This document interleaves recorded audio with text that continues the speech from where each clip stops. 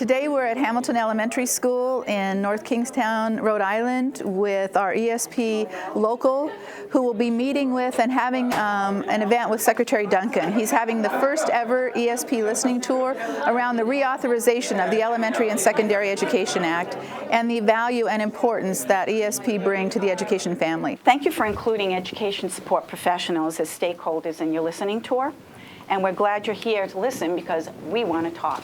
My name is Susan Tavares, and I am the food service ESP person. I'm also the kitchen coordinator for the entire town of North Kingstown. The big thing is the war in Iraq has really affected all food service, I would imagine, through the entire country, because we've had to purchase things we've never had to purchase before, which puts a strain on our budget also.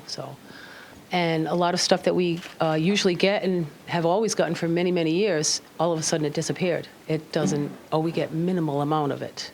Like what? And tomato sauce, cheese is a huge commodity for us. So we do a lot of things with cheese to bling the food up for the children. These are sort of like the foundational building blocks, that if children aren't fed, if they can't see the blackboard, if they don't feel safe, we're kidding ourselves with everything else we're talking about. So if you could wave a magic wand, what would we do? Increasing reimbursements, I think, is a piece of what you're saying. You're not getting the right commodities or enough of the commodities that you need. Not getting enough or the right. And the big thing is having to buy from, one year we had to buy $10,000 worth of cheese, where we never had to buy cheese. Historically, that was always provided. That at the end of our yearly, but that takes a big chunk. That's just one item, never mind other. We didn't see roasted turkeys for a year and a half. Granted, a lot of I understand the food is going over to Iraq for the boys, and it as well it should. Right. But can't forget about our little children.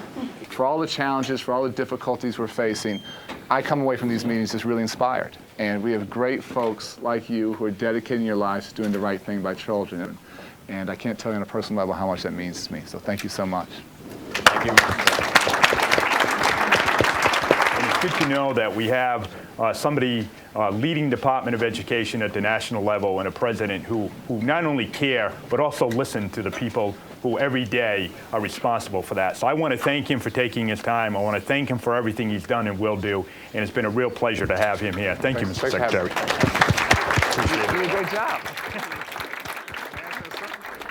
We're here in Rhode Island where we just made history today. This is the first event on the Secretary of Education's listening tour, where he listened to the hardest working, most underpaid people in the public school family, our education support professionals. So you had bus drivers, lunch ladies, paraprofessionals, custodians, technology folks saying, here's what we see, here's what's going on in our world and how it impacts real children.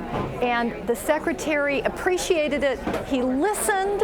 This was not him giving a speech. He was listening to the people who know what they're talking about. So this has been an incredible day.